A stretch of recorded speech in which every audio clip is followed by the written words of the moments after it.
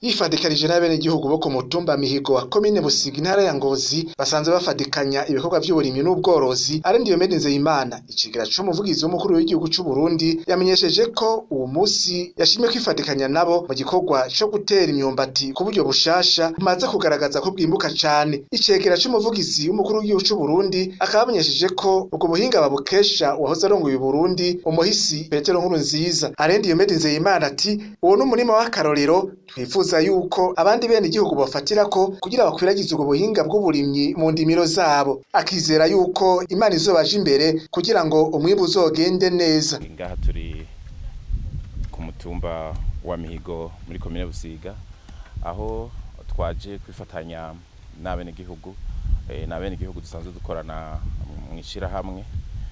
Hari ibikorwa bitandukanye dukorana.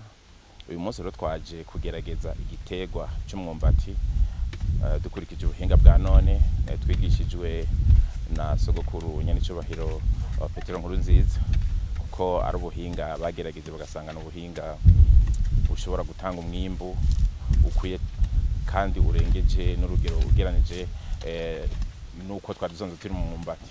Aha rero mu by'ukuri turi kumwe n'abahinga b'indimo bo muri komine no ku mutumba kugira ngo badufashe tubikorane tubikoresheje ubuhinga ko nabo baravyigishijwe, hanyuma tuzoce turaba uko bigenda. Ni twagira Imana tukabona turanse umwimbu ukwiye, tuzoce tubigisha n'abandi benegihugu kugira ngo umwimbu ube mwinshi nk'uko leta mvyeyi leta Ngozi ibitwigisha.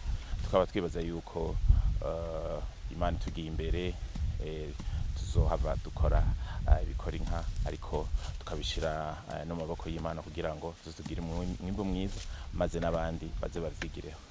Murazi yuko kenshi twara tugira amaburi hanyuma ugashira wikotikoti hanyuma imyumbati kaza ari mikenyi, ariko ubu twimba ikinogo kinini nkuko mwabibonye, akaba rero dushira mu mwavu utari muke kugira ngo igikotikoti kize kwa cyame kw'imyumbati minini kandi myinshi kandi minini.